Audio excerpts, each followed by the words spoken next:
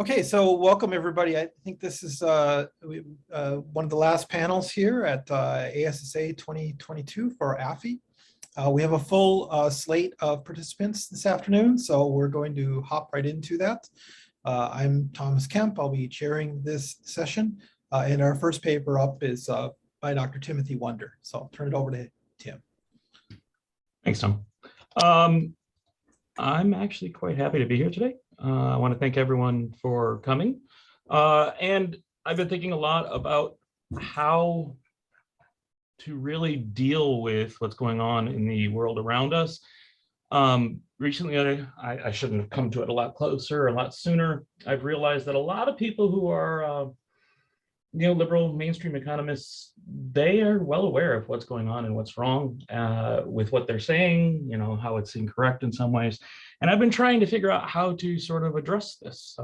You know, I used to come at it that people were arguing in good faith, and I'm not sure a lot of them are anymore. So one of the things I've been thinking about is, and I've been doing this my entire life or my entire career, is how do you counter the narrative? How do you counter the discussions that are going on? And that's what this paper is about.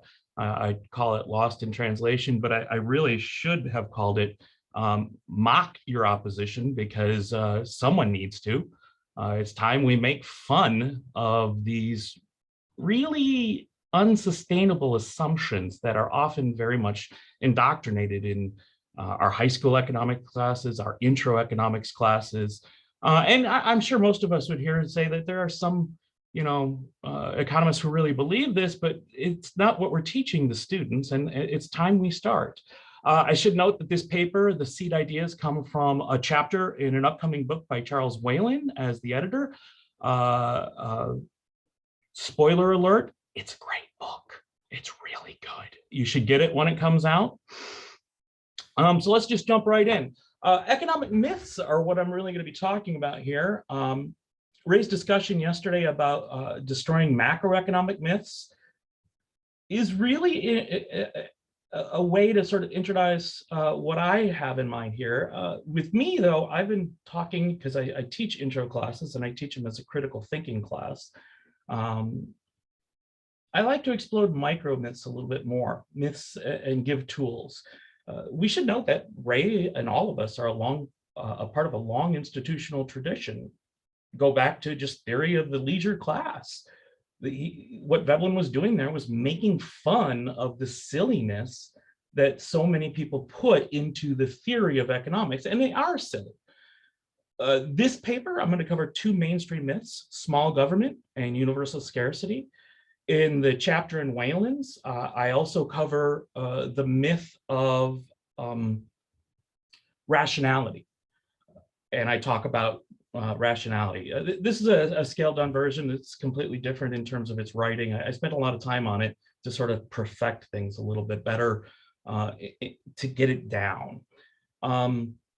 Why cover the myths? The idea of covering the myths is to offer people tools to sort of to fight those individuals who don't have the tools to fight the neoliberal narrative. So that's what this is about. So when we talk about scarcity, we all know that most people, when they think of scarcity, think about the picture on the left, more please. Whereas the picture on the right, the fat redhead kid, and I'm not insulting fat people, I am a fat middle-aged guy. The fat redhead kid is really what economists are talking about. I don't have enough, right?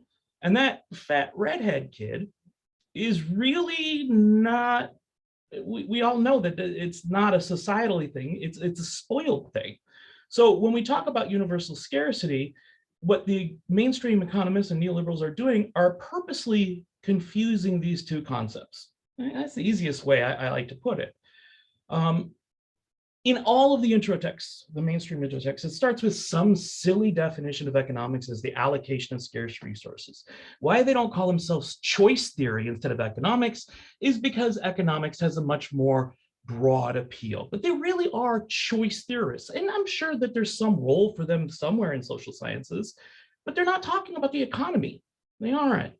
And it should be noted that this idea that's in all of the mainstream texts, and I quote some people who've looked into it, and I've looked into it myself, is new. It's less than I'm old, right? Lionel Robbins is the first one who really talks about this definition of scarcity being economics in 32, and he's met with absolute distaste. No one likes it. It's not until the 70s with the great capitalist restoration that it catches on. And there's a reason it catches on. I think there's a organized movement going on there with Montpellier and all the other stuff. And it helps them, it helps the mainstream practitioners do what they always wanted to do, is use optimization analysis on non-economic topics. It's really economic mainstream imperialism. And it's just, it's wrong. I mean, that's the only way you can really look at it. That the idea that there's always unlimited wants is just, it's not true. And it's easy to repulse this argument, to throw this argument away. The scarcity is indoctrinated.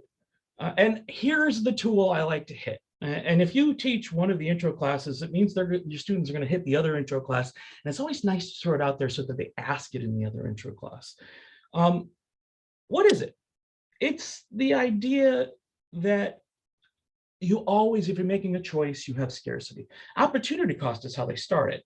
So the instructor, you'll come in and goes, here's a Snickers bar and a Kit Kat bar. You have to choose one. And the student chooses the Snickers bar and goes, oh, this is the Kit Kat bar is the cost, right? That's the cost. It's what you had to give up. Well, that's not a cost. That's a choice, right?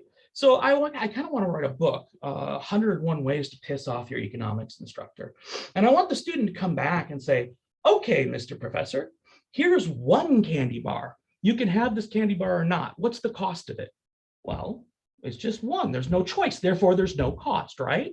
And then the professor will go, well, you have the choice of not taking. And usually they'll fabricate all sorts of stuff. Then the student comes back and says, okay, well, here's another choice. You could choose a Kit Kat bar or a Kit Kat bar, right? Well, now what's the cost? It's gone from 0 to a Kit Kat bar. In other words, this vile, evil student has created scarcity by adding a second Kit Kat bar.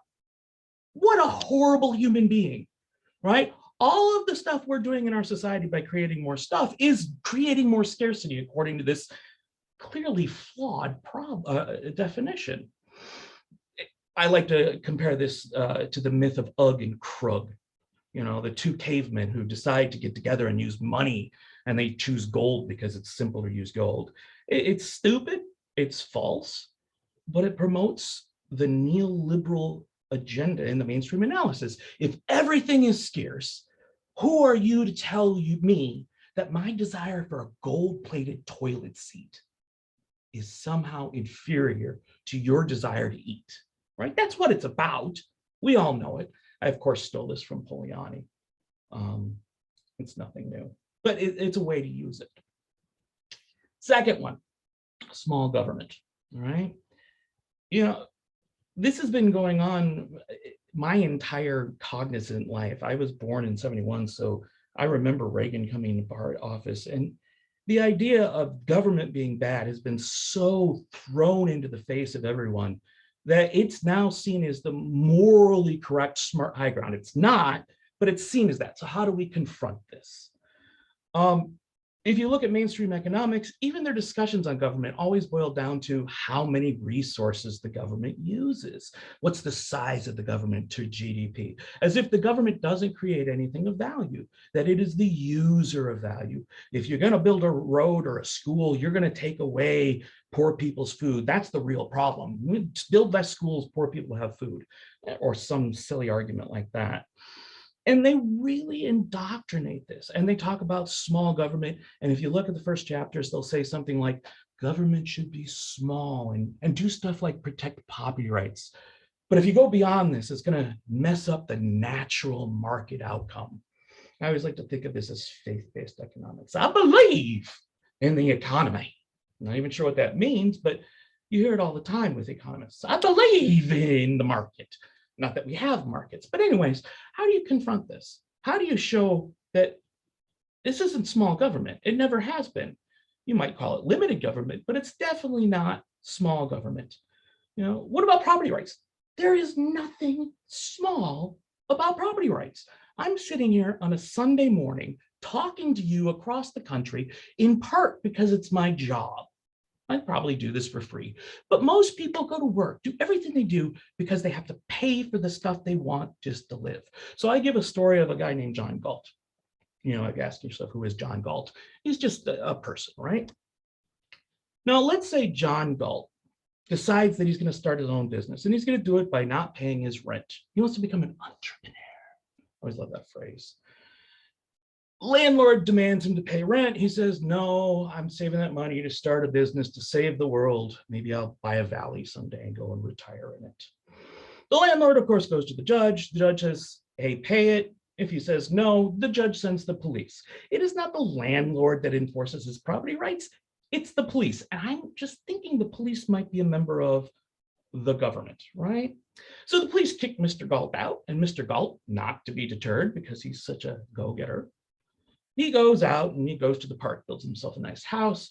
And when he gets the house set up and starts his business, the police come and kick him out. I don't know why. Oh yeah, it's the park and you can't go there. So Mr. Galt goes to a store parking lot to set up. And then the store manager calls the police, who kicks him out. So he goes to a national forest. Maybe he's shrugging off the burdens of helping the world, right? And when he gets there, the park rangers kick him out. Right? Now, maybe to me, but this doesn't sound like small government. The government's interfering and making me do tons and tons of stuff. This is a pretty big government. In fact, I would venture to say it is an enormous interference in my life on a daily basis. I simply can't go out and take these bicycles that are outside the building right now. Why? Well, they're easy to cut the lot. I can't take them. What is that? Where's my freedom? Right? The entire way you live is by a system where the government's enforcing property rights. I guess that's small government in some weird world. You are free to choose in our system which overlord to work for. And you might want to become an overlord yourself, like a Ferengi. But you have no freedom to choose opt out of the system, right? My favorite part of this myth is when economists pretend that there's an equality of relationship between renter and landlord and worker and boss. There's no equality of relationship. If anyone gets to call the police, it's always the boss. It's always the landlord. It is not two people coming together in a mutual, it's not like that. And the only way you can think about that is if you ignore all of the consequences. So by showing these consequences, and then making fun of the person who talks about it, you know, it really has a good way to sort of impact on them. Now, one of the arguments you always hear is, well, even in a primitive society, you have to work for your food. Well, of course you have to work for your food, but you don't have to work for someone else. If there's resources that aren't being used and you use them, that's what it's about. Only in our society can people own massive swaths of land they're never going to use, absentee ownership, and the government will reinforce it so that those people can have rents. Now, I am not saying enforcing property rights is bad. I fall in more towards the institutional post-Keynesian, right? I'm a Keynesian. I kind of like private property. I kind of like the idea that I can call a cop to get some idiot off my backyard when he decides it's a good place to camp, right? Now, that doesn't mean there shouldn't be limits on absentee ownership and stuff, right? Enforcing property rights is not small government. It is not. It is the largest income transfer system there is. I have to work, make goods and services to pay the bank for my place to live. Before I owned the mortgage, I had to work to get goods and services that were transferred to the landlord. I have to work at my institution where I bring in huge amounts of revenue in terms of tuition, and I get a tenth of it, right? This is huge income transfer, the biggest income transfer that has ever existed in the history of humanity, right? This is not small government. I'm in favor of it. I'm in favor of property rights, right? That is the insidious myth, though. They like to pretend it's small government. If you push them, maybe they'll say limited government, but there's nothing limited about it either, right? By pushing this story, by having the people who are listening to you, the audience, because that's what we're really talking about, you're never going to convince the neoliberals. But you can convince those people in the middle. This is how you do it. This forces them to either the neoliberals reject private property, which means they have to reject everything they believe in, or accept private property and then offer some kind of justification that the only justified means of redistributing income is from people who have nothing to people who have lots. That's a really hard position to maintain and maintain any kind of straight face. But that's what the entire myth's about. The entire myth is about enabling people to just miss the world around them, what Marx calls the superstructure. All right. Either of the above outcomes really sort of strips the high ground from these individuals. This is my conclusion. These myths, these things that we can serve as translators for, really empower the sort of narrative that they've created. With that, I'm gonna leave it open. I'm gonna stop sharing, and if there's any questions, we got 4 minutes and 30 seconds. Please feel free. Anyone in chat? Yeah, so as Tim mentioned, we do have about 4 minutes. So if there's one question, we can do that now. Otherwise, we'll probably wouldn't be a bad idea to move on to Emek's paper. Please. Question? Nope. I have not a question, it's a concern. I agree with what you told, stated, team, but what I find in class environment, students these days talk more about restriction, as if this government restriction is causing business to flourish. And being in New York, yes, there are a lot of restrictions. So that's easy. Yeah. Suggest that what we do is get rid of traffic regulation. Oh yeah. Right? Traffic regulation stops me at stoplights. It slows me down. If I get rid of stop signs and stoplights and enforcement, I can go faster. And then point out countries where that's the case. Well, I tried that, even told them, in countries like Finland and out where, traffic fines are thousands of dollars. But by the way, keep in mind the young generation, they would like to drive fast. So that example really didn't work. But the issue is, for us, you and me, and those people who are, FE affiliated, and how to break the myth that, the restrictions are there for whatever reason, whether it's a fire safety, ocean, other, this is really for the public good. Okay, I think that is sometimes, I find some students don't understand. Okay.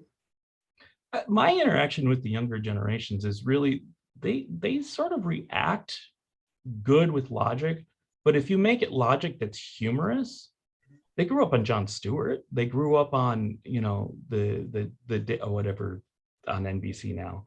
They listen to these people and they really are impacted by humor. And it's not just, you go back to FDR. FDR used to be sarcastic all the time. Yeah, I'm gonna, if there's no other questions, it's probably good to let on to the next person. I don't want to take more time. Yeah, thanks, Tim. Thanks, everybody. So, Emek, the floor is yours. I'll be in the chat directly with you, letting you know the time. Hello, everyone. Today I will present our co-authored article with Dr. Christian Weller, titled Wealth Inequality, Precariousness, Household Debt, and Macroeconomic Instability. This article derives from our chapter in an upcoming book, A Modern Guide to Post-Keynesian Institutional Economics, edited by Charles Whelan.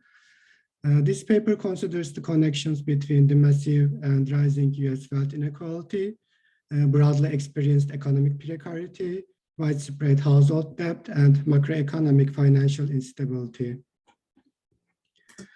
The economic recession in 2020 showed that many US households find it difficult to overcome economic emergencies such as layoffs or unexpected medical expenses. Many US households either borrowed from their family members or banks through new loans. While such indebtedness further increases these households' financial insecurity, the COVID-19 pandemic has made it more visible that most US households face greater financial insecurity amid widespread wealth inequality and unequal economic risk exposure. We know that this situation is not entirely new. Households have been exposed to increasingly greater economic risks over the past 4 decades. Jobs become became more precarious, and wages lagged well behind the productivity growth. Our article discusses how the prevalence of low-wealth households and rising household indebtedness negatively impact economic growth and stability. We first summarize the evidence for growing wealth inequality in the US. Next, we present evidence for the increased exposure to economic risks households face. And we particularly focus on the rise of precarious jobs.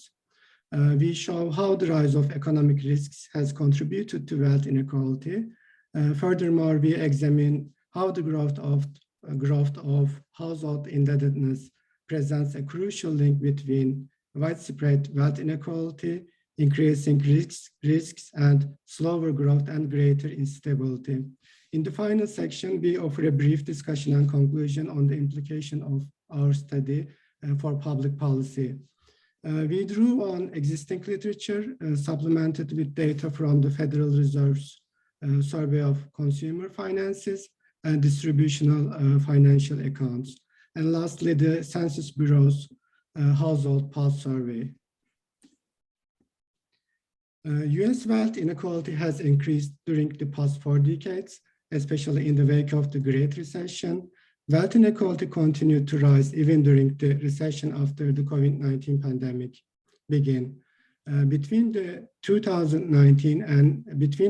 2019 and September 2020, the average wealth of families in the highest 2 income quintiles grew faster than the wealth of households in the other lower income quintiles. As wealth has become more concentrated at the top, a large share of households had few financial resources available to handle the many economic risks during the pandemic.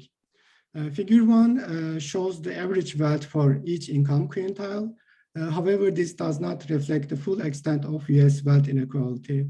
Even within income groups, average wealth is often high, as wealth is heavily skewed towards the top. Considering median wealth instead, for which we do not have quarterly data, we conclude that the most US households' real wealth has shrunk since Great Recession. The same trend holds for all income quintiles, except for the bottom one. In short, most families in the US were relatively worse prepared for the adverse effects of COVID-19 pandemic than they were for the Great Recession.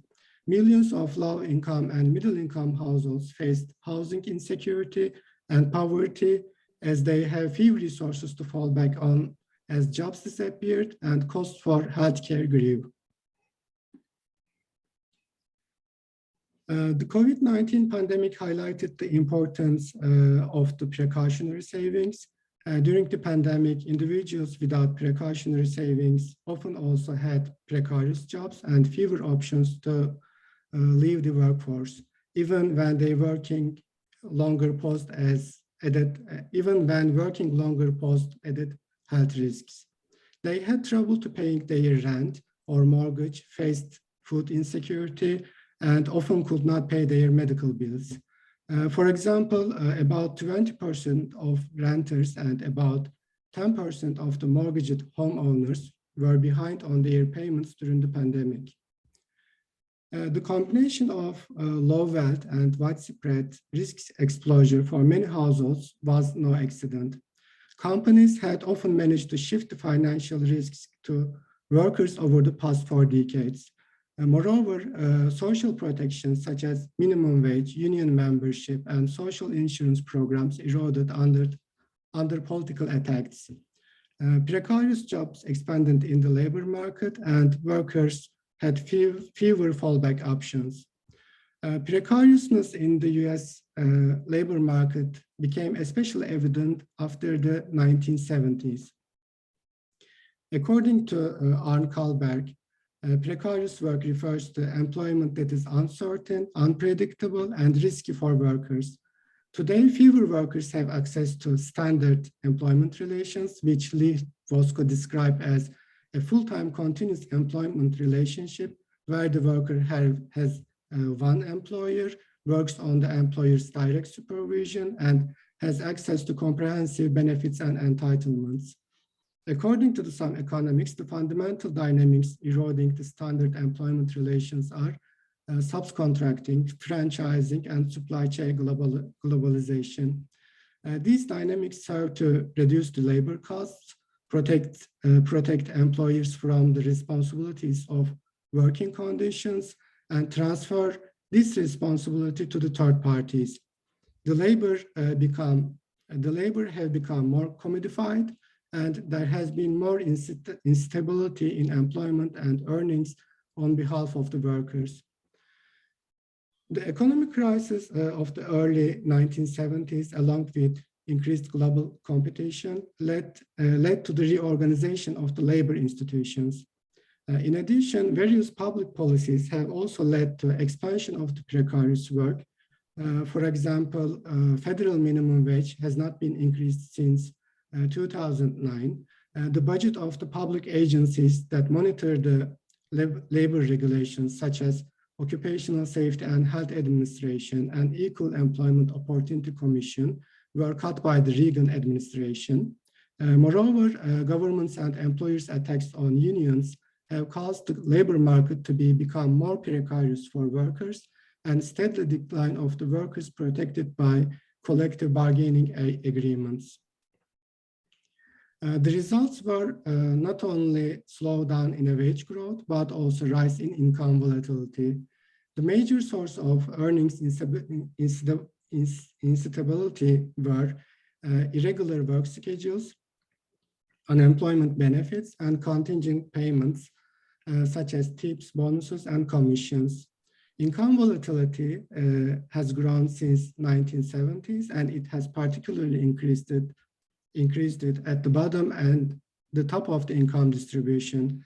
Many lower income workers often did not have the resources to build sufficient financial cushions to weather the fluctuations of more volatile employment arrangements. The rise in precarious jobs from the 1970s to the present has made it increasingly difficult for households to build or maintain financial security. Household debt is the escape hatch for households that have few assets as an emergency buffer, but face widespread economic risks. Debt can come in form of informal financial support from families, as well as more formal channels such as mortgages, home equity lines, or credit cards. The pandemic recession allowed that many households resorted to informal lending from family and friends if they could not rely on savings when they experienced an emergency. Census Bureau data show that in November 2020, more than one third of households with incomes between $35,000 and $100,000 borrowed from friends and family or used loans, including credit card debt, for their current expenses. In November 2020, 13.1% of all households borrowed money from family and friends to pay their expenses. Reliance on informal financial support is more prevalent among Black and Latino families, younger families, and those without a college degree. Families with little or no negative wealth often turn to friends and family for financial assistance rather than using formal debt. However, borrowers spread risks to the households they borrow from because they often struggle to repay that debt. This situation puts the financial security of lender households at risk. In 2019, 14.5% of US households provided an average $9,337 to their relatives or friends. This equating to approximately $173 billion payments between families and friends. Moreover, lending families have few resources to being with. In 2019, a quarter of families that financially supported others had an income less than $37,679. These households loaned an average of $3,000 to relatives or friends. Since borrowers often cannot repay the money they borrowed from families, a lending family who often have few resources of their own can also experience more financial insecurity. Studies show that the financial instability spread by relationships between families is a significant factor in the wealth gap between white and Black families. In short, economic insecurity spreads further by economically insecure families. As a result, economically insecure families proliferate, and this reduces the demand. Besides, heavily indebted families may not be able to pay off other formal debts. Households might experience difficulties for paying longer-term goals, and this reducing aggregate demand and long-term growth. Wealth inequality has increased in the last 40 years. Many households do not have sufficient wealth, and this situation leaves these families unprepared for emergencies and more insecure for the future. The simultaneous proliferation of precarious jobs, low wages, and increased income stability have exposed many of households without a lot of wealth to increased economic risks and forced them into more debt. Moreover, wealth inequality and greater exposure to economic risks are unevenly distributed by race, ethnicity, and gender, which leaves people of color and women often vulnerable. Widespread and high household debt can reduce economic growth and bring further financial instability. Policymakers need to tackle persistent wealth inequality with persuasive and sustained policy interventions. And our article summarized the evidence that shows that increased economic risks to households further contribute to increasing wealth inequality, slower growth, and greater financial instability. Thank you. Thank you, Emek, for that nice paper. If it's okay with everybody, I think we best just move on to the remainder of the papers, and that way we'll be assured to have time for question and answer at the end. So if you're all set, Kurt, it's the stage is yours.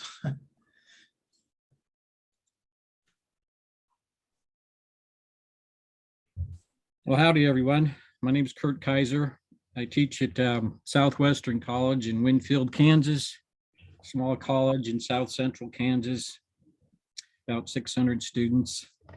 And I live up the road about a half hour from that in Wichita, glamorous Wichita, Kansas. Can y'all see my screen okay? Yeah, you're good, Kurt. Okay, thank you. Well, I must say, I haven't seen Tom or Tim in about 30 years. I think it was in Stanfield's political economy class, and I have extreme hair envy, I must say, extreme hair envy. I don't know what happened to me. I'll click to the next slide, and we'll take a look at that top quote there. And I think it's one of those that we could run across in a history book, and over the years, read that 20, 30 plus years ago, even 10 years ago, and sort of nod off and conclude, well, obviously FDR is making reference to World War II, rise of Nazi Germany, the Axis powers and whatnot.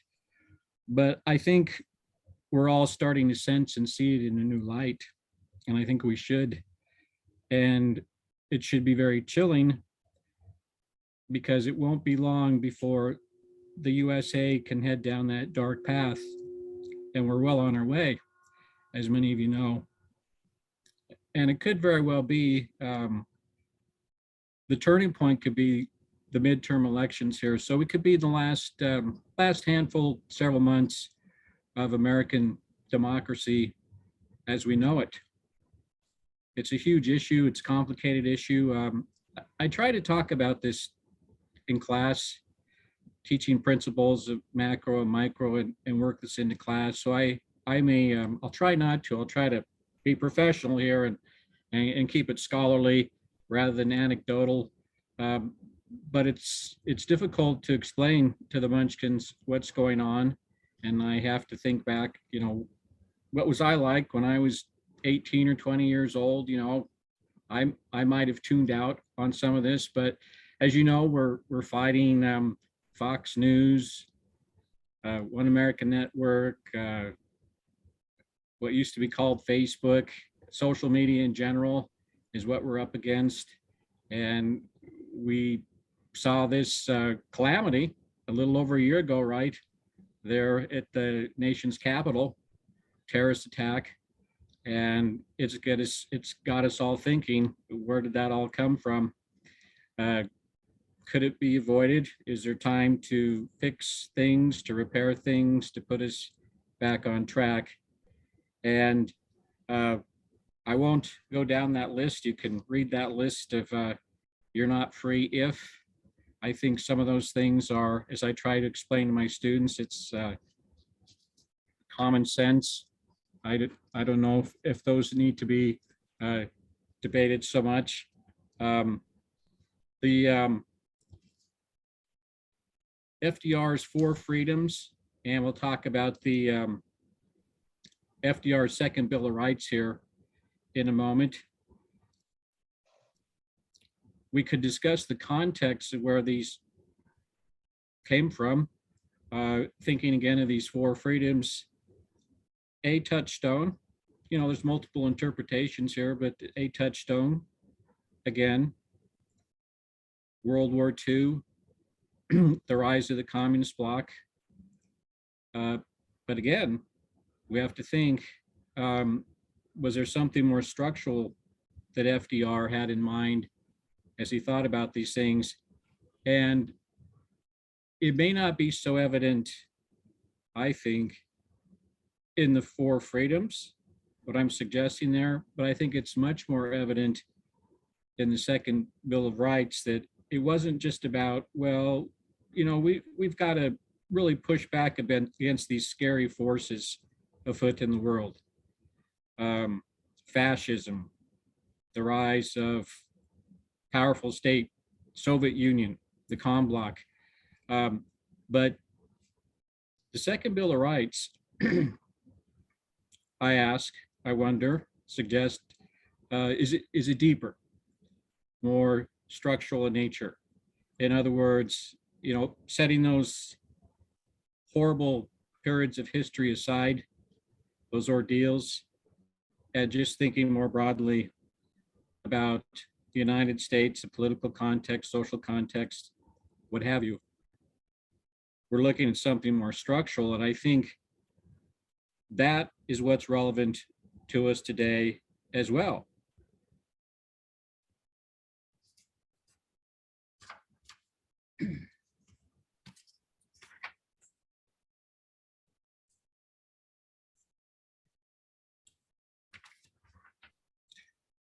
I studied Rexford Tugwell for my dissertation several years ago, and he was a prominent member of the Brain Trust in the early 1930s. His influence waned a bit. I won't go into the details of his history, but in my study several years ago, I was to connect him to original institutional economics. And there are a handful of touchstones that demonstrate that. And we see those here. This is old school, old institutional economics, the Veblendian dichotomy, pecuniary versus industrial employments. And we see that today. It's alive and well as we see our economy drifts more and more to oligopoly. I meant to mention at the outset of this presentation that hopefully Cox communication won't fail me here. And I mentioned to my students, I try not to tell them how much I spend each month on cable and phone service through Verizon, but it's an illustration in the classroom of the power of oligopoly. And it brings us back to Veblen's dichotomy, Foster's dichotomy, Fosterian dichotomy. Everything within an institutional matrix is changeable. We can change it. Dewey's democratic principle, government, the way we organize our society should be self-repairing. If if we mess up, something breaks, we should be able to fix it, set it straight. And it should also be a function of education. We're going to apply our smarts to that. Tools social value principle, the non-invidious recreation of community through the instrumental use of knowledge. In other words, apply trial and error if necessary to try to get it right, try to find the right policies. And again, we saw this applied back during the New Deal. Tugwell applied it, FDR applied it, and egalitarianism writ large, broadly speaking, talking about full employment, union rights, affirmative action, retraining, relocation for workers, policies against commodity fetishism, corporate hegemony, the list goes on. And all of these, in my paper, I contend, are strongly represented in FDR's For Freedom and Second Bill of Rights.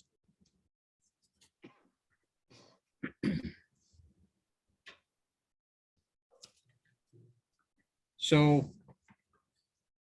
as I mentioned here a few minutes ago, we find ourselves in precarious, interesting times. And again, when I'm teaching this in class, it's mind-boggling. It's hard to get our minds around the idea that this stuff it's really happening. It's really happening to our society. It's really happening to our country. Corporations are people, money is free speech. We think of Citizens United, the McCutcheon decision, other landmark legislation going back to the 70s that basically legalized bribery. If you're rich and powerful, and we think of Mitt Romney running in 2012 saying corporations are people, my friend. Politics of Jude Wanniski's Two Santa theory, that was influential article. I think it was published in the mid 70s, a Wall Street Journal, if I remember. And he was suggesting that the battle royale in politics is the Republicans have a Santa, Democrats have a Santa, and the Republican Santa is basically tax cuts. We're gonna cut taxes, and then the Santa for Democrats is we're gonna do good stuff for people. We're gonna expand programs. We're going to help engage in social uplift, and the Democrats are really vulnerable and prone to the Republicans taking charge, cutting taxes, running up debt, and then when Democrats are back in power, they cry, oh my God, the debt, the deficit, and you've got to kill your Santa Claus. You've got to cut back. And we saw this, as Tim had mentioned in his presentation earlier, we saw this notably in Bill Clinton's administration, right? The era of big government is over, I think he declared. Failure of neoliberalism, that is a huge topic. Cannot do justice to it here. It's what is eating away, as we know, at our society and is prompting change. And we think back to the election of 2016, where Trump was basically channeling Bernie, stealing Bernie, and going out and talking like a populist and progressive, insincerely, of course, to get votes, and say we've got to fix this problem because neoliberalism is eating our country alive and destroying it. And then some of the disturbing imagery, of course, from last year, January 6th, Black rifle culture. Again, I'm going to sort of opine here for a minute, but if you think about some of the influences that led up to that event last year, I believe that if we could go back about 40 years ago and put a stop to the rise of the assault rifle in our society, and this is post-Vietnam, vets were coming back, AR-15s are becoming commercially available, and these types of rifles caught on, detachable mags, semi-automatics, and it's built up a culture unto itself. And I don't think that can be overstated. I know we can get analytical and scholarly about this, but just look at some of the imagery again of the raid on the Capitol last year, and you see a lot of that. Interestingly enough, I heard a statistic the other day while watching cable news program that only about a quarter of that crowd of the protesters were affiliated with some of these more troubling groups like the Oath Keepers and the 3%ers and whatnot, QAnon, these troubling influences. But we're up against that now. And what I'm suggesting is perhaps if it's not too late, we go back and we look at some of the thoughts, and we look at Tugwell, we look at FDR, look at what they were proposing, and going into depth into Rexford G. Tugwell's New States Constitution is certainly beyond this paper. It'd be interesting to do that, though, future time. But he proposed, we've got rights, but we also have responsibilities, serious responsibilities. He also proposed a 6-branch government instead of the 3-branch government. So our traditional branches, legislative, executive, judicial, he added to that a planning branch, a regulatory branch, and interestingly enough, an electoral branch. And the justification for the electoral branch back in his time was to ensure majority rule in the United States. And when we think about that, it should send a chill down our spine, because we realize we're on the cusp of heading off into some dark path where there's no longer majority rule. If we're seeing what's happening in some of these state houses, in some of these Republican controlled states, and what they're doing, they're just going to pick at their whim the winner of the next election. Kurt, sorry to break in here, but you're a little over 15 minutes right now. Okay. Well, I'm on my last slide, Tom. Thank you. Thank you. And the key to making these changes is this understanding of this term constitutive commitments. And these are, looking at those examples, things that the people believe in, and you don't necessarily have to change the Constitution in a dramatic way to achieve these, but leadership is key.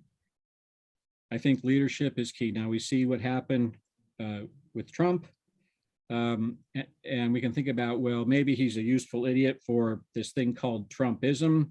Maybe the Republican Party is using Trump to get the things that they want, deregulation, tax cuts for the rich, so on and so forth. But if we're going to bounce back and put up an effort to resist this, I think we need, on our side, progressives need a new FDR and a new visionary leader that can just capture the imagination of the people. And I'll leave it at that. Thank you. Okay, thanks, Kurt, for the paper and the discussion there. I think there'll be a lot to say later on. Anna, are you all set? do you want me to run the slideshow for your presentation? Are you there, Anna? I'm trying to unmute.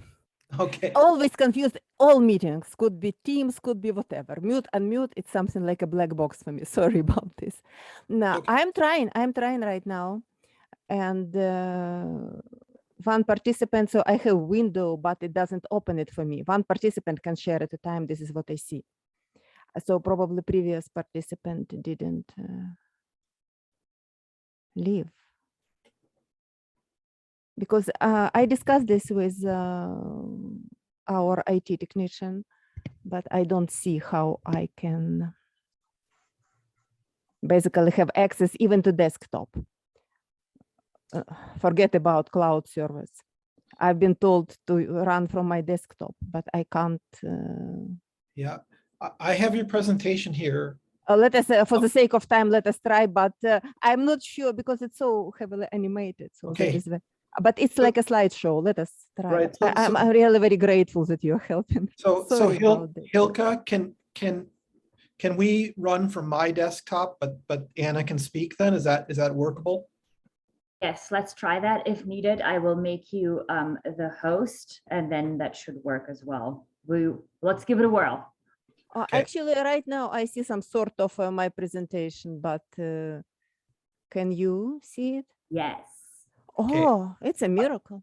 I can also see it too, so I think we're Can? all Oh, good. Yeah. excellent. Thank you so much. So take it away. It's all yours. Okay. Anna. Thank you. I was in such a conundrum since the morning. Thank you so much. So my name is Klimina, and I'm from Canada. Actually, for the last 25 years, I reside in Canada, but very originally, I'm from Soviet Union. And this region still presents some sort of a puzzle for me when I try to look at problems associated with transitional economies. And certainly this is what my presentation, in general, my paper proposal was about. And I decided, as it's almost always the case, when you write and narrow down what you want to cover in 10 pages, I decided to narrow down my vision a little bit. And this is just, I'm focusing on particular type of plenty of neoliberal economies that right now we have in former Soviet space. So basically what we're talking about. In plain words, it's transition gone awry. Or something that didn't happen as it was expected. But right now, when we have almost 30 years to observe and analyze, we have plenty of ways of transforming from planned economies to market economies. And of course, markets come in plenty varieties.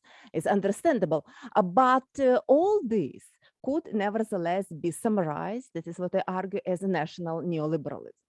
It could be oligarchic industrial economies, either in Russia or in Ukraine. It was easier to establish oligarchy when we have highly concentrated industrial structure, and we're talking about industrial oligarchy in this case, not financial. We're talking, and we have this on a TV screen almost every day right now, because we remember seeing protests in Ukraine, and overall Ukraine is featured prominently. If we're talking about corrupt economies in Central Asia, like Kazakhstan, right now we have Kazakhstan again almost every day. We have oligarchic stories from Moldova. So all these countries, despite variety of those interfaces, still have plenty in common, and we're talking about freedom for all business tycoons, unrestricted freedom, lack of regulation, great inequality. That is why it's so easier. Sometimes you can interpret those protests so much evident right now as one clan, fighting against another clan. But when people are desperate, when we have such a deep degree of social injustice, it's very easy actually to manipulate people and to place them against each other. Specifically, pictures from Kazakhstan right now, it just signifies or speaks to that. So all orders are predatory in this regard, and all of them would benefit enormously from progressive reform. Point is, if we want to frame a program for reforms, we have to be more specific. So that is why I narrowed down my approach to elitist and oligarchic, but industrial economies of heavily industrialized Russia and Ukraine. And in this case, basically, what we have right now, these countries, before transition started, were characterized by giantism, by highly concentrated industries with highly concentrated share of capital, heavy industries primarily. And if we're talking about industry, we're talking about manufacturing and mining, of course. And right now, when you just transfer property rights from one side to another, they are equally dominated by business tycoons. And in this case, something is to be explained, because sometimes it is a little bit overlooked if we're talking about industrial structure. Overall, this part of Russian Empire, Russia and Ukraine, it's agrarian economies prior to the end of the 19th century. And after that, state-led industrialization. So it's like for any late developer, we are talking about a search to industrialize, state-led industrialization. And when we're talking about state-led industrialization, scale economies are almost always in place. So even when socialist revolution won in this part of the world, basically it was still peasant economy and agrarian economy and peasant country, 80% of population peasants. But, you know, to have a socialist revolution, you have to have proletariat somewhere. And it's exactly those centers with highly concentrated industrial production when proletariat for revolution came from. And of course, when Stalin and overall Soviet Union started to industrialize, it was absolutely obvious that high scales of production would be prioritized and basically taken a green light, and small scale, medium scale production. This is no, Soviet giantism is well known. Another point, because it has become apparent, and since the end of the 50s, beginning of the 60s, reform economies, a special group of economists, even trained within Soviet paradigm, were focusing on how to make this more efficient, how this particular system, which is state-run, in which basically producers are told what to do, and alienation was high, and critique, I'm not referring to Trotsky, but overall critique at that time, it was absolutely apparent that it's not what socialism actually probably was envisioned for. So how to enhance workers' motivation, how to nurture, how to ignite some sort of economic democracy, if we can say that word, referring to 60s. This is what started to appear, but of course, in full swing, it was only during the Gorbachev's perestroika. And here we have that biggest trouble and biggest puzzle. Still, it's difficult for me to address. I did my dissertation in Soviet Union, in Canada, I did another one, but in Soviet Union, I did in history of economic thought exactly on history of recent economics, which was reform economics. And everywhere, I started writing my dissertation in 1986 and finished first time in 1991, year Soviet Union collapsed, and defended it that year. So Gorbachev's perestroika, and this is what was written almost everywhere. Economic democracy, how to enhance the economic democracy, how to promote, how to increase worker cooperation, worker participation, very much like social democratic flavor given to social democratic connotation given to economic democracy. But in a parallel way, somehow, we had economic democracy wrongly understood. Hayekian type of understanding of economic democracy, if you wish. And this is just the same term, economic democracy, but a completely different meaning and completely different understanding. And for me, it was close to impossible to realize why, when finally Soviet Union collapsed and transition started, the same people, the same scholars, we didn't have the other set, pretty much the same scholars with the same names, who wrote about economic democracy during Gorbachev's perestroika, all of a sudden started to emphasize worker self-reliance, individual initiative, private incentives, and all what basically Hayek would envision for economic democracy. And this is how neoliberal privatization was run in that country. And this is how all that started and happened. And in this particular case, again, in the history of economic thought, it was quite a popular topic back to 90s for transitional economies. What Hayek would suggest? What's about his word of wisdom? And he actually did suggest, he was with us until 1992. Or another type of quite popular topic. Not plenty, but at least few interesting publications. What Adam Smith would suggest for transitional and developing countries. So I thought that, it's only logical for us to look what we would suggest. But in this particular case, again, it wasn't very clear who are we apart from being heterodox economists or institutionalist economists. Because if right now we look, and that is why I narrowed down my approach even further, because if we're looking for words of wisdom from great institutionalist economists, I prefer to focus on forerunners or early institutionalists and all early contributors, of course, for a reason. Because at present, if we're talking about contemporary institutionalism or post-Keynesian institutionalism, which basically combines nicely micro approach and macro approach and all emphasis on uncertainty and similar stories, which of course are very important for analysis of contemporary economics. Basically, immediately type of capitalism that comes to mind is money manager capitalism, because this is what is analyzed. And if you look at the title of many papers in our present conference or past conferences, this is exactly type of capitalism that is emphasized. Yesterday, and it's of course taken after Minsky and his typology. Yesterday, Taki, in his excellent presentation, reminded us about managerial capitalism, which again, probably has a lot of fiscal and monetary interventions built into state activities and shaping economy.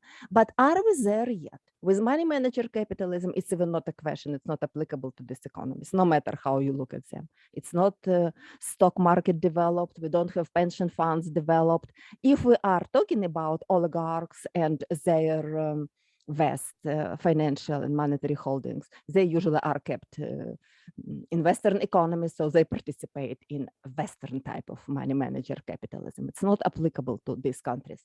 Equally, managerial capitalism. It should happen after it took place in the Western world after New Deal was established. We're not there either. We don't have New Deal, nothing like that. So I would argue that what we have right now in these countries, it's certainly Robert Barron's type of capitalism. And if this is the story, we should look for initial insights. And if this is our story, where to find that words of wisdom, I'm looking for them in Veblen and in Veblenian analysis of vested interests, concentrated economic power.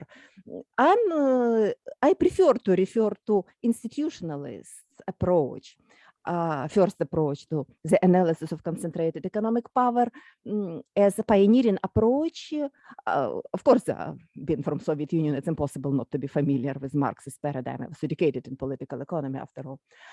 But when it comes to Marx and his analysis of concentration of production and centralization of wealth and capital in 1867, of course, but it wasn't basically conclusions made by Marx are not in line with development of market economy. So in this paper, I'm starting with Veblenian analysis and insights from Commons, and of course, originator of post-Keynesian institutionalism himself from John Galbraith, because if we are ask ourselves, or even I ask myself, what first comes to mind if we're talking about Veblen and Galbraith and his analysis immediately, analysis of corporations, their power, their impact on society. So that is why I have chosen these three economists. And when it comes to Veblen, key point, he recognized It was a recognition of concentrated power, and it was recognition of inevitability. It's like civilizational necessity associated with scale economies and technological triumph. And if this is so, he equally recognized that vested interest associated with such a huge concentration of economic power will exercise, will have political power, will try to shape economies. That's understandable. So his analysis of vested interests is well known. However, despite this, he emphasized absolutely clearly that destroying large-scale production, breaking into smaller parts, and this is what neoclassical economists would suggest, certainly. Schumpeter was probably the first who tried to argue against that, at least under different arguments, but this is where we have that line. But for Veblen, he was absolutely clear that if we are doing this, it may retard advances of the human race towards something better than our present condition. So basically, this is first insight. What do we have? We have a connection between just society, abundant society, economical abundant society, and development of large-scale production. This is just clear link. However, Veblen equally was absolutely clear that vested interest of that large-scale concentration of capital, money, privilege could be ousted from that industrial setting, and we may reestablish economic respectability among actual producers through carrying democracy into the domain of modern industry. And here we have again this sort of an uneasiness because Veblen indeed believed that transferring power directly to worker collectives would increase progressiveness of society and would basically lead to better future. And this is where we have at odds with subsequent developments and overall Veblenian syndicalism. This is probably what prevented his views to be very popular even among left-wing scholars in Soviet Union, specifically in Soviet type of economic scholarship. Soviet Union, by the way, played with syndicalism, and it was a slogan of socialist revolution, factors to workers, but didn't last long. And this is not what I'm addressing here, but it's basically what was put away. But another very powerful insight, if we are increasing degree of worker participation and democratization of the workplace, we will automatically, concurrently enhance comprehensive economic and political changes in society. And this is what led to two very important insights, or what we are borrowing from Veblen in this case, what is important for countries I'm discussing in my paper. And this is what was picked up and developed further by post-Keynesian institutionalist scholars. First of all, breaking up companies just to reduce concentration of economic power is unadvisable. Galbraith was probably the most explicit about these stories. And sorry to break in here, Anna. You're a little over 16 minutes right now, so. Okay, I will, because I did it rather on purpose in the sense that I don't have the feeling that I'm presenting something which is old hat. I'm just trying to reframe it to show what was probably overlooked when advices were given on our side to these countries. So I will certainly round up my presentation.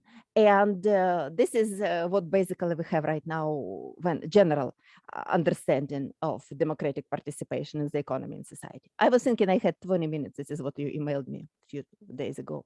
So, but when it comes to commons, what I want to emphasize that it was also recognition that, of course, it's sociological law of centralization, it's inevitable, but it would never be, when it comes to transformation into something more progressive, making capitalism good, in commons was never associated with syndicalism.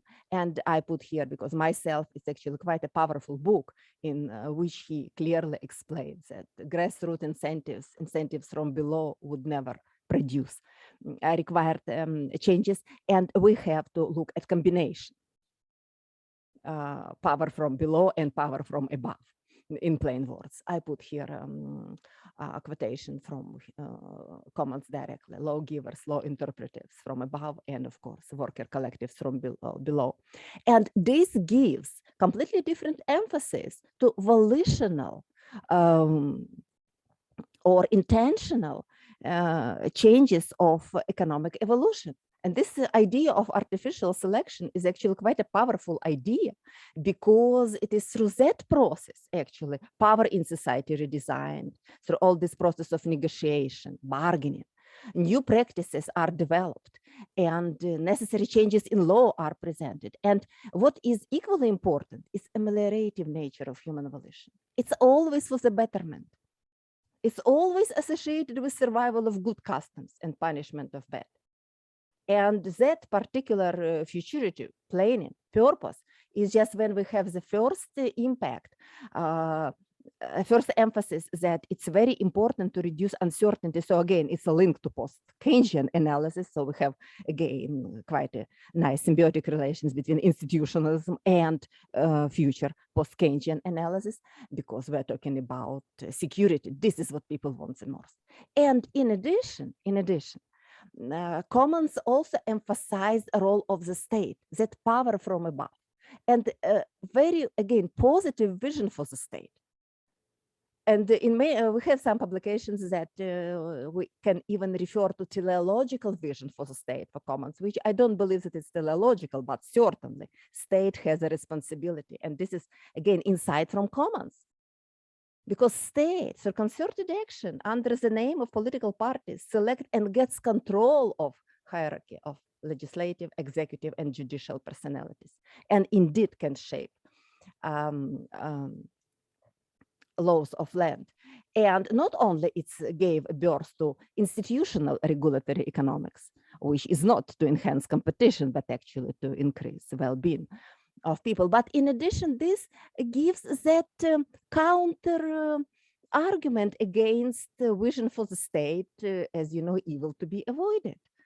Because we are talking about state, and Mayhew, by the way, in her presidential address, emphasized this also, that state is capable of accomplishing good, a lot of good. And if right now this is not what's happening, it simply doesn't negate in general that state could be very positive. And I will omit Galbraith and his ideas, because this is probably what we all are more familiar with. But for him, again, he took directly from Commons. I see a lot of similarities between Galbraith and Commons. And that concept of convergence, it's by no means not about socialism and capitalism. It's not relevant, but it's about building something good based on large-scale production, because this is how convergence ideas started. Countries are similar if they have large-scale production. Countries could become better via particular policies. And this is what Galbraith and his contribution. And again, positive role for the state, positive role for regulatory power of the state, reasonable market could be basically enhanced and provided through government regulation. And what is needed for that is just and I heard about 20 okay, over and 21 minutes at this point. And I'm concluding. So basically what I want to convey in this paper, because paper is available, that if we're looking for words of wisdom applicable to particular industrial oligarchic economies, Robert Barron's type of economies, we should be looking for insights from early institutionalists and Veblenian approach, and what Veblen emphasized, what Commons emphasized about the role of the state, what Galbraith perfectly summarized practically. This is not entire framework, and we certainly can add a lot more. But what is important from this economist is that we have, first of all, have democratic leadership through electoral process, and state is responsible of regulating large-scale production, given that mandate from us. And large-scale production is equally very important for creating a better future. It's just simply impossible to move back and to create some reactionary economies, if only these countries can follow this advice and not Hayekian vision for democracy. Of course, probably right now we will not be discussing all those oligarchic arrangements. And thank you so much. I've done. Okay, thanks, Thank you. Anna. In the interest of time, we'll move quite quickly to Baban. Are you all set to go? Yes. Awesome. Thanks so much. The stage is yours. Anna needs to. Yeah, I'm trying Okay. right now. If you believe that, probably I will just leave and will return, and this will give you the chance of, it's only one way, given my limited knowledge of what's going on in my computer. Sorry about this. I simply will leave the meeting. Okay. And you, if I leave, probably.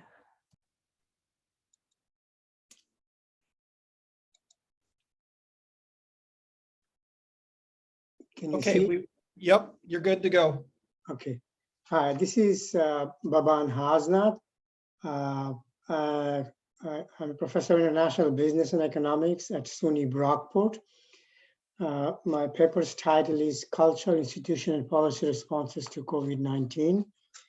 And I'll try to stick to my time. Okay, so COVID-19 is a highly contagious respiratory disease, and we all know about it. And that's one of the reasons why we are not meeting face to face. It first emerged in December 2019 in China. In a matter of months, cases spread rapidly to nearly all countries, and the WHO declared COVID-19 outbreak a pandemic on March 11. The time of when I submitted the paper, over 269 million confirmed cases, including more than 5.2 million deaths have happened. In the US alone, over 9.5 million confirmed cases and over 790,000 deaths on December 14th. As we all know, it has put on a havoc on economic, social, and human life worldwide. What got me interested in this topic is that I see the significant diversity in the government policies and the responses from the citizens. And I try to understand what explains the substantial country-to-country variations in COVID-19 cases. My initial thought was this has to do probably with healthcare resources and so on. And then I realized that it's really, maybe the culture institution may have a lot to explain. Okay, so let's go to the next section. Okay, how to measure culture. And I try to give an estimate, try to link. So to me, culture is a system of shared values, norms, beliefs, and customs that creates a common bond among people in a country. That's why they're a country. Culture, for our purposes, culture provides the background within which people justify their attitudes to freedom, risk, threat, honesty, collective responsibility, social obligation, and so on. The question is, how to measure culture or how to identify culture. Okay, is a big problem. One of the most common, the popular one that is used in the business and other literatures, it comes from the Dutch psychologist Margaret Hofstede, who identifies initially 4 and subsequently added other dimensions of national culture. So two of those are known as individualism, culture, and collectivism. The second one is uncertainty. So individualism is, and he ranks countries based on what is the focus of and how much individualism is fostered in a country, as opposed to collectivism. And for our purposes here, individualism is the cultural belief that person comes first. So a highly individualistic society values individual freedom very highly. In contrast, collectivism is the cultural belief that the group comes first. So a highly collective culture puts society, good of the society, very highly. Another measure It's come from a recent year called Gelfand and Apple, and they identify some cultures as tight cultures and some cultures as loose cultures. So tight cultures, okay, areas with tight cultures, areas with tight cultures have historically suffered from warfare, disease, resource scarcity, and natural disaster. Hence, they establish tight rules and orders to save lives and defend their country. In contrast, loose cultures are more tolerant of deviant behavior precisely to their heterogeneity. Okay. Now, there are other ways, not exactly culture, but more like institutional matters. You can look at the Freedom House publishes annual scores for the degree of political rights and civil rights enjoyed by individuals for many countries. And they have, compared to Hofstede, who has, I think, about 58 countries, and Gelfand had maybe 60 plus countries. Freedom House ranks on all countries, a large number of countries worldwide. And then you can look at World Value Surveys, which researches people's belief and rights on many factors, including what you call cultural and political beliefs.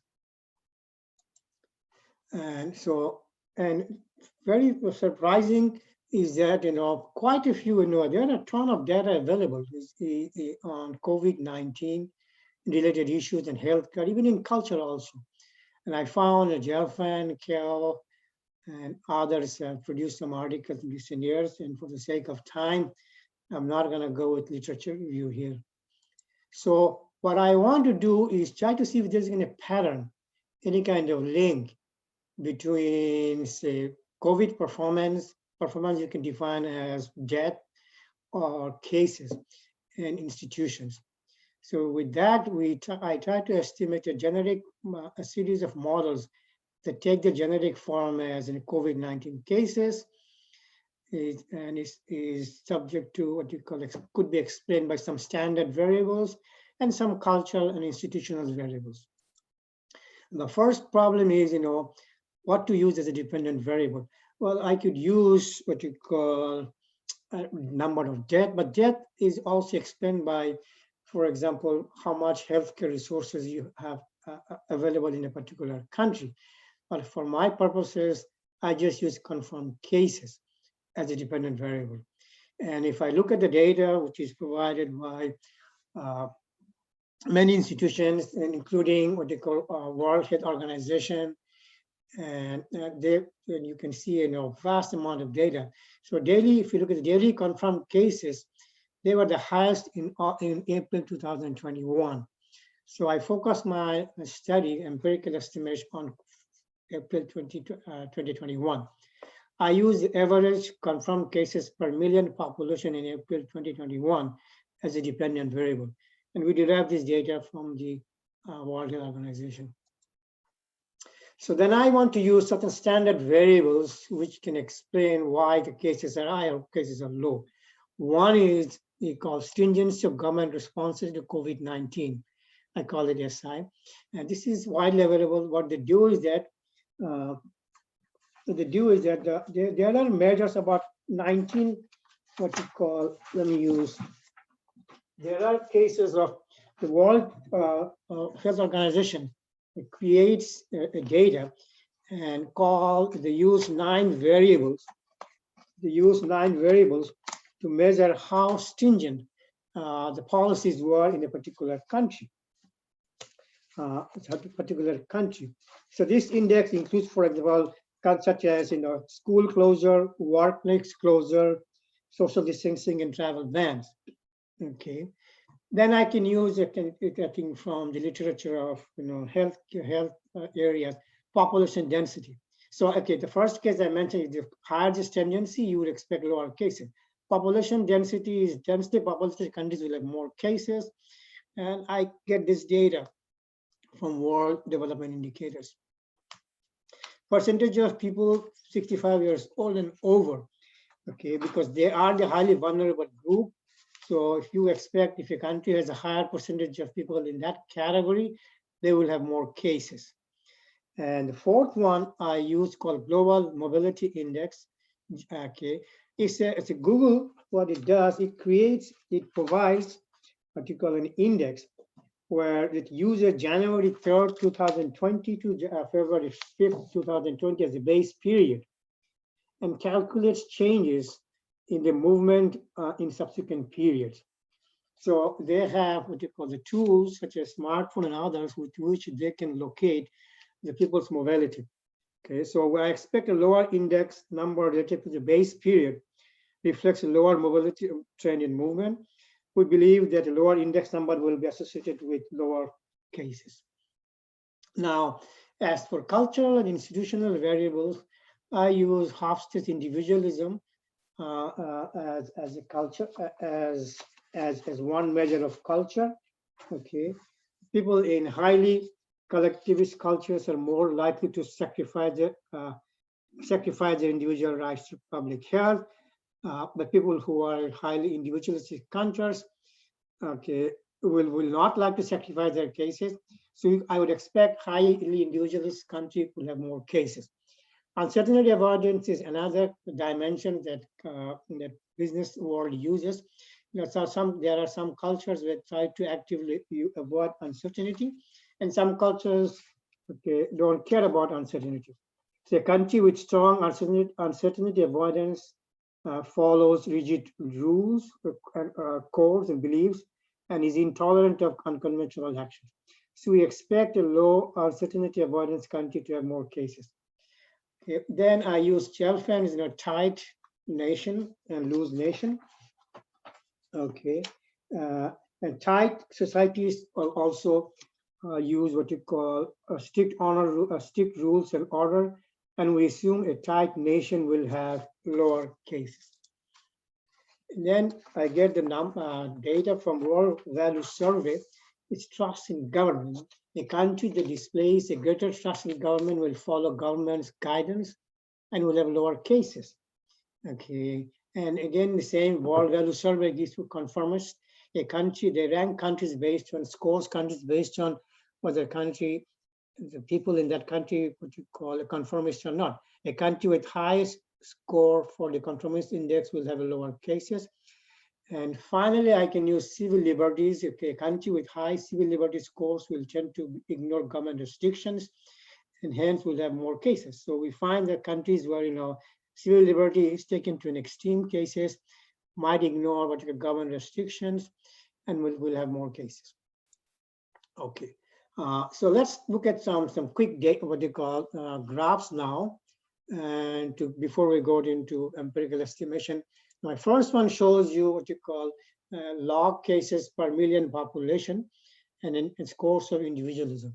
So I can see that again, correlation is not a causation, but we can see some picture shows that the higher what you call individualism scores, then you have more cases.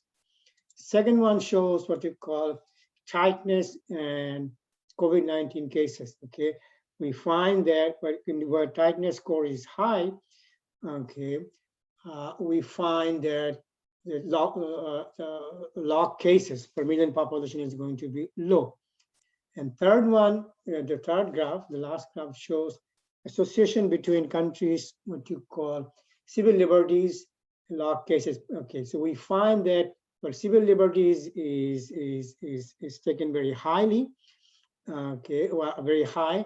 The cases are what you call high, but you gotta be a little bit careful with this graph here, because the way civil liberties is calculated, the lower the score means higher, what you call the civil liberties. So if it is 8 is less civil liberties, whereas 0 or 1 is more civil liberties. That's how Freedom House calculates the scores. So I tried, different empirical approach, and I kind of like what you call go the very simpler one. This is semi-logarithmic OLS regression here. I tried what you call two-stage least squares, very similar results. Let's go with the simple one. Okay, and here I don't know whether you can see, it's very difficult to do. So what I do is first show what you call, let's call it the standard variables. okay, as what you call like a benchmark. And then what I do is incorporate these cultural and institutional variables one at a time, okay, and then see whether they are empirically what you call significant or not.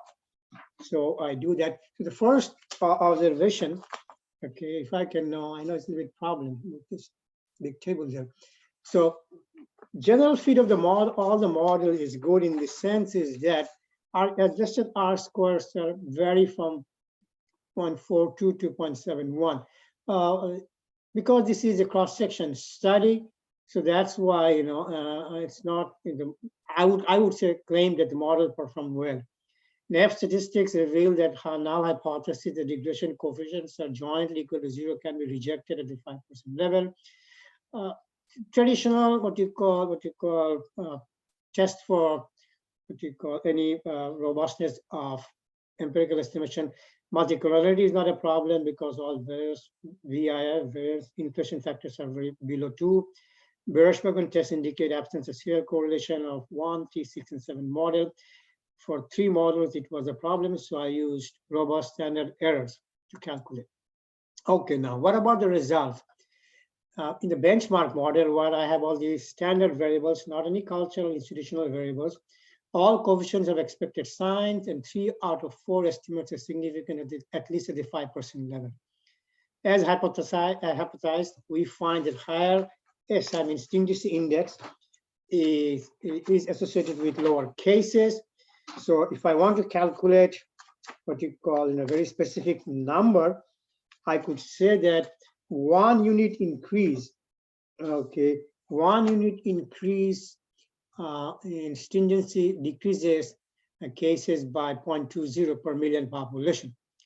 So estimate of what you call population at 65 and over is as predicted. It shows that 1% increase in population at 65 and over increases cases by 0.51 per million population.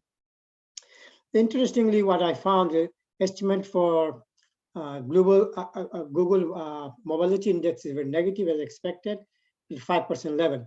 It shows that a 1 unit increase in GMI, global mobility index, reduces cases by 0.731 per million per population. This is a rather strong result, suggesting that reduction in mobility has a strong influence in controlling cases. Although correct case sign estimate for population density is marginally significant. Baban, you're at about just under 17 minutes right now. Okay, so no, I have about 5 minutes, right? 3 minutes, 5 minutes? Okay. 3 minutes. Okay, so I will go, okay, benchmark model includes, okay, the model estimate shows not significant, okay, estimate for, okay, so let's go with what you call cultural thinking. I find individualism is positive and significant at the 5% level, okay, uncertainty avoidance has correct sign, but it's not really significant. Tightness, I find, is very strongly explains. It has expected negative sign and significant at the 5% level. So 1 unit increase in tightness scores leads to a reduction in 3.60 cases per million population. And trust in government shows an expected negative sign and is significant at the 1% level. It shows 1 unit increase in trust in government leads to drop in 6.5 cases. The confirmation shows a positive sign, but it's not significant. The civil liberties has a negative sign and is significant at the 5% level. There's the lower the score, meaning the higher the civil liberties, the higher the cases. We find 1% increase in reduction in civil liberty scores increases cases by 1.39%. So this is my last slide here. So when COVID-19 emerged as a global crisis, the government in each country acted. The citizen responses in different countries and different outcomes depend on the prevailing national cultures. The empirical estimates show that countries that had higher cases had more people in the age 65 and over category and did not reduce mobility. Population density and stringency measures not effective in controlling cases. Countries that displayed cultural tightness, collectivism, trust in government, and were not hesitant to sacrifice civil liberties during the crisis experienced fewer cases. In other words, I would say, if I can summarize, culture matters in tackling COVID-19 cases. And I think that's the end of my discussion here. Thank you very much for your patience. Okay, thank you very much, Baban, for that. We're doing pretty good here, I think. Last paper, headliner here. Bill, you all set?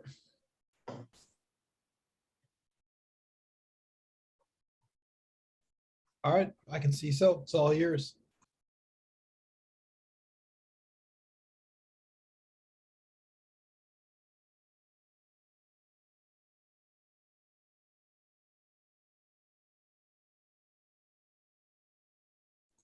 Okay, Bill, we can't hear you, so I don't know if you're unmuted. Looks like you are muted here.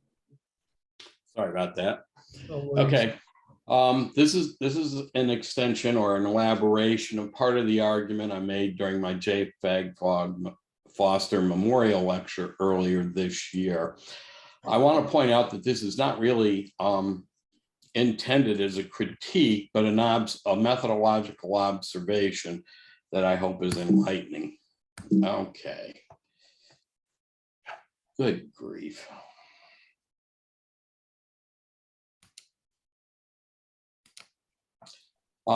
Jake Powell earlier today talked about this observation by Levi-Strauss, so I'm going to move on.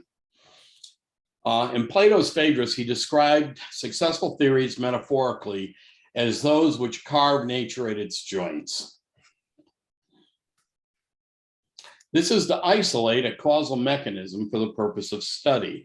To do this, we build a closed system by making assumptions that create that closure. Once we understand the model, we must put that piece back in the open system from which it came to see if what we understood in the closed system applies in the open system, which is nature, or more correctly, reality. This last step is often forgotten, especially by many modern economists. Building a formal closed system requires assumptions to achieve closure. Such formal systems are a form of propositional logic. Propositional logic is capable of deriving statements and logical relationships already implicit in the assumptions. Formally, all true statements in propositional logic are therefore tautologies.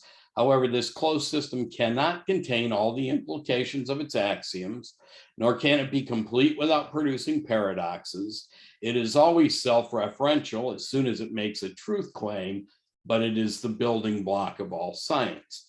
So where does new knowledge come from? Jacob Bronowski argued that it came from a leap of imagination necessary to re-embed the closed system back into the open system or nature. Now, I tell my students a story when I talk about the philosophy of science, right? And it's a silly story. And I tell them that the light switch on the room is a gate. And when you flip the switch, a bunch of blue fairies fly up the wires into the light, and they're moving so fast, actually, I say they're wiggling their butts, and that creates the light. And once you close the gate, the fairies rest and the light fixture goes dark. Now, this is ridiculous, of course, until you substitute the word electron for fairies. And then it is science, or was, at least in 1897, when J.J. Thomson discovered the heretofore smallest individual bit of matter, the atom. I'll skip on about that. Of course, he was wrong. But the point of this story is this word electron was put in a theory to describe something that had to be there with a negative charge. But the people who created that word did not know what an electron was. So that it's a made up word. They could have used blue fairies, but there's an absence of whimsy among scientists that is notable. Now, the thing to remember from this is we know a lot about the characteristics of electrons now, but we still don't know what they are. So I want to look at this tendency, this way of exploring reality by creating something that must be there, an idea that must be there, and then trying to figure out how it works. The original institutional theory of behavior, the construction of institutions, is the missing middle I want to talk about. For Veblen, problematic situations stimulate human instincts, which have evolved in hunter-gatherer societies that motivate behavior. Individual successful problem-solving behavior is repeated, leading to individual routines that may become an individual habit. Imitation, emulation, and instruction lead to sharing and learning from successful problem-solving habits. These become shared habits of thought and action or institutions, but hunter-gatherer societies have little surplus, low population density, and usually avoid contact with other hunter-gatherer groups. Now we're going to go on, and I'm going to show you the motivation for this. Back when I was an undergraduate, I saw this cartoon by Sidney Harris, and it says, I think you should be more explicit about step 2 here. Damn. So that's what a missing middle is, right? We're not looking for miracles, but we're looking for a little magic sometimes. What is the process by which Veblen's theory of evolution of institutions that leads to the kind of highly structured institutions present in cultures with settled agriculture, high population density, and significant social surpluses? These cultures have complex, structured, legitimized institutions that support the creation of additional institutions of an informal nature, norms, folkways, taboos, manners, rules of thumb, and conventional and evolved kinship rules and systems also present in hunter-gatherer societies. These institutions are integrated into fairly stable systems of interconnected institutions, creating social positions, each with well-defined rights and obligations that support and maintain these evolving institutions. These cultures not only create their own institutions, they borrow from other cultures they encounter, since they often seek out this kind of contact. Now, in original institutional approaches to the missing middle, we'll find a little bit of a problem.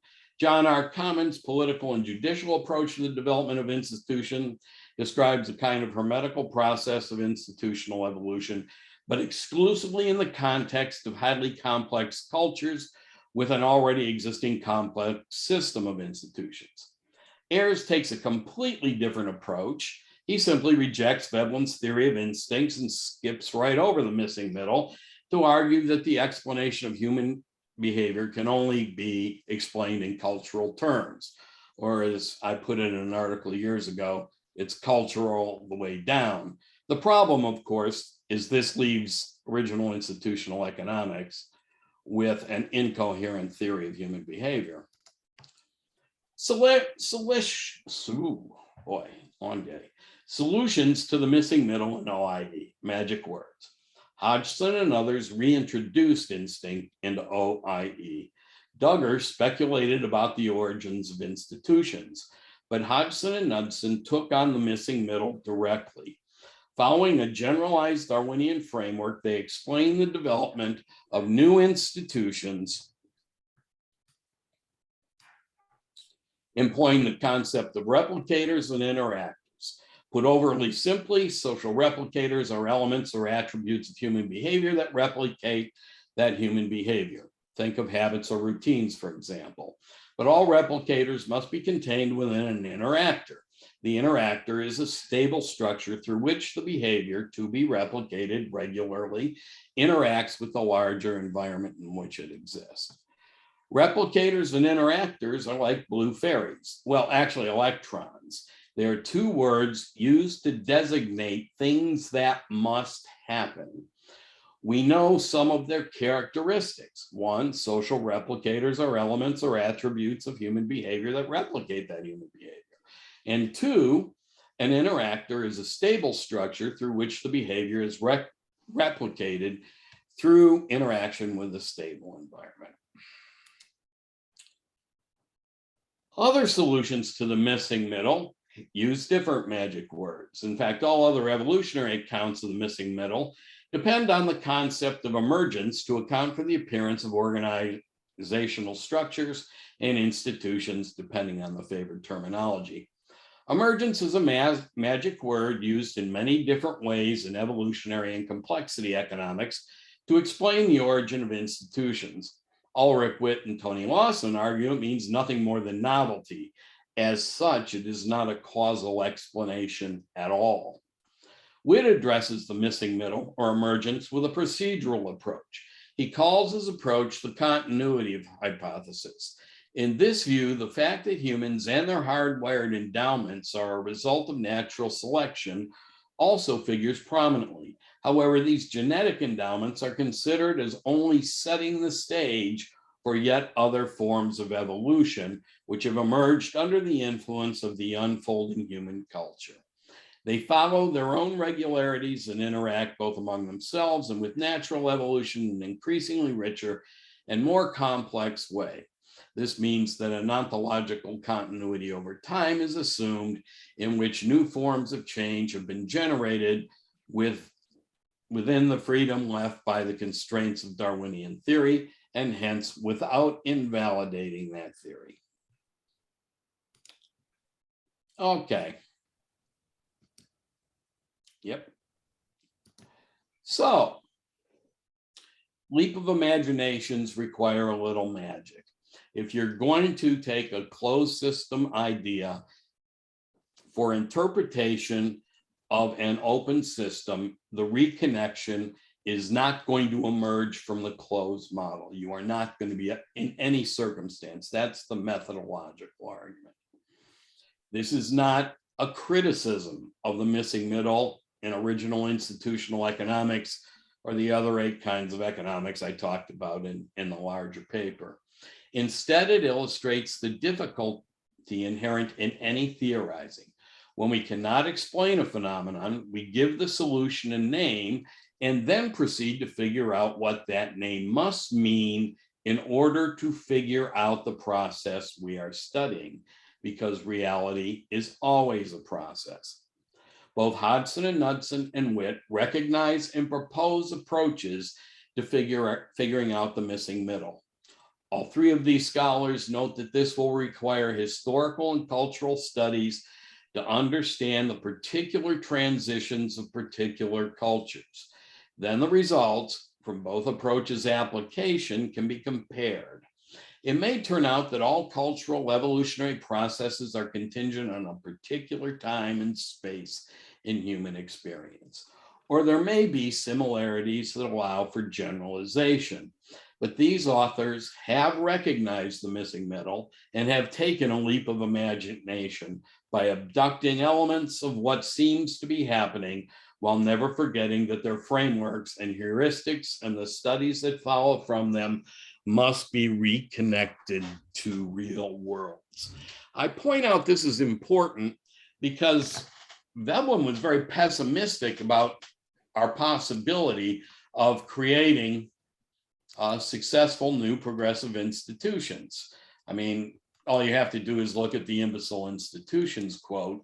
But the fact that these scholars in institutional economics are trying to fill in that gap of going from hunter-gatherer society institutions to complex agricultural society institutions, which are clearly qualitatively different, actually gives me a good deal of hope and the thought that Veblen's pessimism might be unwarranted. Thanks for listening. Okay, thanks, Bill. So great. So we have some time here left at the end for Q&A. Hilke, I'm not sure if it's possible to go to like Brady Bunch format for everybody, so we can see sort of everybody. And then if people have questions, if they just want to use either the raise hand feature or just like this, and then I'll kind of call on people. Hilke, are you there? Sorry, I was on mute. Actually, this is a view function that only adjusts your individual view. If you go to the top right corner, it says view, and you can select gallery of the dropdown that comes, and then you will be able to see everybody or everybody who fits on the screen. Wonderful, I've got that. Thank you, Hilke. Fabulous. Okay, so if people have questions, right? So there was a number of questions that popped up in the chat function as we were going through everything. I'm hesitant to read through them because I suspect some of them are moot at this point, given subsequent discussion. Yes, go ahead. Sorry, Emek, sorry, go ahead. Thank you. I would like to give a brief answer to the question in the chat box. Thank you for your question. Yes, indeed, it would be good to see an impact of stimulus checks on wealth inequality. Data on wealth inequality in our study comes from Federal Reserve's distribution of financial accounts. It's a quarterly data. I think it was not possible to immediately see the effect of the stimulus checks when we wrote this article, but Census Bureau's household pulse survey tell us exactly how these stimulus checks are used. We have certain information in text context. How and what the stimulus checks are used for varies according to income level, actually. The current wealth inequality is so great that we know that more than 80% of low-income families use stimulus checks for their daily expenses because they need those stimulus checks. So since wealth inequality is so deep, and it is race and racial and ethnicity dimension is so strong, I think there should be a far more done to have a real impact in reducing the wealth inequality.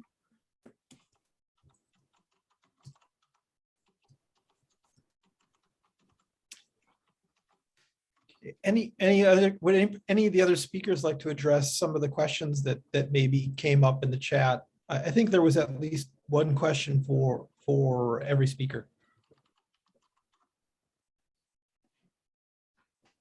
I think some of those questions came directly to you, Tom. You can see from who to who, because yeah. Well, okay, so I'll start reading them. So Tim, during your presentation, Bill Waller asked of everybody, he stated the history of government regulation shows it is the result of a large number of dead bodies. And I took that to mean that government is generally reactionary and not proactive. Bill could mean multiple things. Well, No, that's what I meant. Yeah, it's totally reactionary. Which would seem to, it would suggest some things about sort of how change occurs and how government acts and whether government is an agent of change. And I personally find myself very sympathetic to that view. Certainly my experience has suggested that government is almost wholly reactionary. I regularly have people sort of spout conspiracy theories and things like, well, the government's planning to do, are you kidding me? The government, in all my meetings, it was like, oh my gosh, how are we going to deal with this crisis, right? That was everything I've ever seen. I think that you need to consider that if you really do have an ideology of limited government, then you're only going to have reactive policy. But this goes back to the early government regulation in the United States, when enough dead bodies pile up or injured individuals pile up, then there's a public outcry and something happens. And that's just about the only way it's worked. So I hope you're right. I think Tim's absolutely right. You got to attack the mythology, maybe not all that directly, before you can get to a point saying we can't have a completely reactive government policies. Well, no, you're both right. It's going to be reactive. The question is, how do we set up society so the reaction goes in a productive manner? I mean, we've got millions of dead bodies on the ground from COVID. We can't get people to wear freaking masks. Why? Because the narrative has been about freedom. Why are we as liberals not grabbing that narrative? Why are we not following? We're not following the laws we already have. In a pandemic or a public health emergency, the government can simply, by fiat, eliminate the ability to come together, one of our fundamental rights. It can require masks. It certainly did during the influenza pandemic. They put people in jail for not wearing masks. They put them in jail for violating quarantine. All of this was ruled constitutional. There was absolutely nothing to stop us from doing that today. Well, the first thing, though, is our political leaders on the left have to start being, have you ever watched, I'm sure you have, FDR when he's like making fun of the conservatives? Oh, we like the jobs program. We just want to do it cheaper. I mean, besides AOC, I don't know of any liberals, any politicians, but even economists who just come out and say that's a silly idea. At some point, we got to say that. I think that's a silly idea. So when you say about rights, I have a right to wear mask or not, but there is other. If the sentence is not complete, with rights comes obligations also. We just stop at I have my rights, but what about your obligations? That's what is not discussed. Okay, Eric has his hand up, so I want to make sure to. Okay, well, I did try to take some notes while everyone was talking, and I wanted to thank the panel and all of its participants, as well as its moderator. Very, very stimulating discussion, and I saw a lot of connections between the various papers. Really enjoyed it. It was so compelling that I had to go and get some popcorn. If that meant that it made me hungry, as Bill Wallers mentioned, his JEI Editor Choice Awards made him hungry. This was just a very stimulating, enjoyable conversation and presentation. One of the issues that fit a lot of the themes, and I thought it was an excellent conclusion with Bill Waller's paper as well to move forward with some of that. Some of the ideas, a way to think about some of the ideas that were being presented in the paper, how we are evolving our set of obligations and rights in the modern economy, trying to have some sort of progressive understanding of what is going on. And I thought each of the papers dealt with aspects of that and how our society is currently failing to be progressive in responding to any of these problems. I like the fact that Tim Wunder referenced the superstructure, since we are talking about culture and cultural systems. Capitalism just being one system of culture. And one of the things that Tim was trying to get at was, how do we explain to students, that this notion of free markets is not really free, right? I'd say that the whole phrase free markets is probably one of the most successful political campaigns and rhetorical tools that we've seen used, and we're all still struggling with that. How to get past that is to recognize that anytime you live in a culture, there are rules to that culture. Those are not just restrictions, but also the avenues through which we can take action. And what we are trying to do as a community is develop systems of rules for interaction that allow people to have better outcomes, some instrumental valuing. To me, one of the great problems of any analysis that becomes aware of culture or applies the concept of culture is that you end up giving up on the system or a sense of a universal value. So in my mind, institutionalism kind of continues to recognize the role of culture, but we then try to hold on to what are some real modern concepts like progress and development.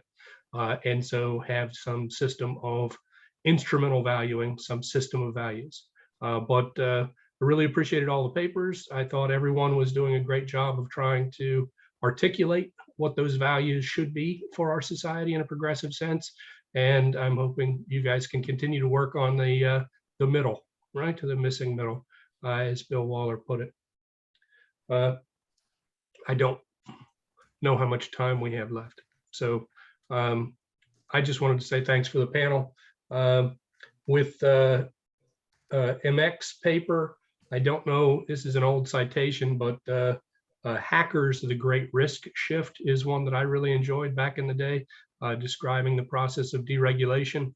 It's not really a shift to freer markets, it's just a change in the rights that individuals have. So it's a shifting of power to some groups and taking away of power from others. So the process of the Great Risk Shift of deregulation, I think might be something he would be interested in. So thank you. Thank you. We have about 2 minutes left. Ken, we had a number of questions in the chat that were directed to everybody. And so I would encourage all the speakers to take a look at those. A number of them were related to minor econometrics issues in Baban, your paper. So you might want to take a look at that and see if there's. I have responded to that person individually privately. I wasn't sure. Thank you for responding. You're welcome. Sorry, Tanya, I was looking for you further down, and you're right here next door to me in the Brady Bunch box. Were there any other questions that you No, had? I think most have been addressed, so I'll follow up individually. So good. Okay, and then I'm just scrolling down. Anna, you had a question here or a comment about cultures and how conducive they are to progressive values.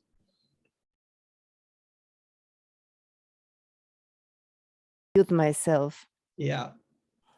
No, it's beyond my understanding. Always a miracle.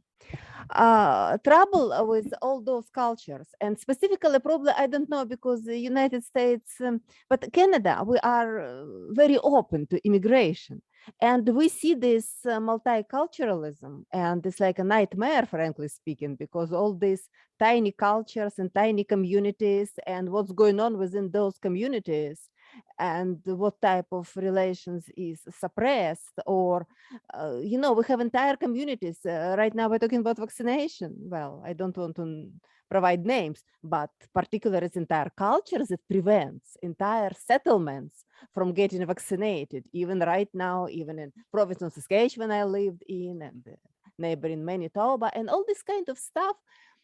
It's certainly, culture and emphasis on culture, and I believe that I done not my share. I should, of course, did more. But when it comes to this overemphasis on culture, I always felt myself very uneasy, because if we develop on cultural communities and cultures and all this, what's going on within communities, we may never actually promote what is considered to be progressive or conducive to development and this kind of stuff. And this is a very open question. So it's just my comment. It's not a question to anyone, but culture, it's a dangerous concept. This is just my take upon this. If I can make one comment here, I like when Bill said, it is culture all the way down, because about a week ago, I think there was an article in the New York Times. It shows that within the US, you would find a certain community, which Anna was just mentioning. For example, Amish community, only 20% got vaccinated, and they decided not to go what you call accept this vaccine. So yes, within the country, you can find subcultures, in this case, Amish community. Okay, only 20% of them got vaccine.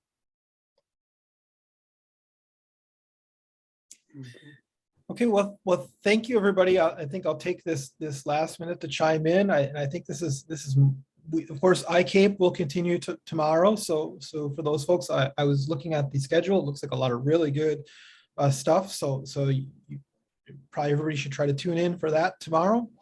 Tom, the first plenary is at 7 o'clock tonight. Oh, my mistake. I had thought that it was okay. Very good. Thanks, Bill, for mentioning that. So just a few hours from now, that would be good to pop into that. For those who aren't able to attend those, I guess I would conclude this by saying thank you to everybody who's been involved with this.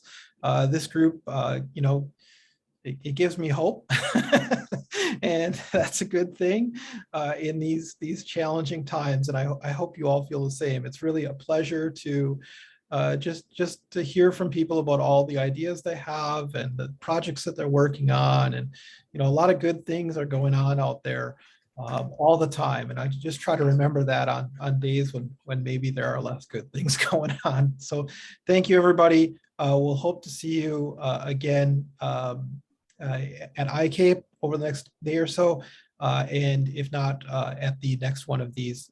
Of course, we have AFIT coming up in the spring, right? So hope to see you there, and if not there, at this again next year. Thanks, everybody.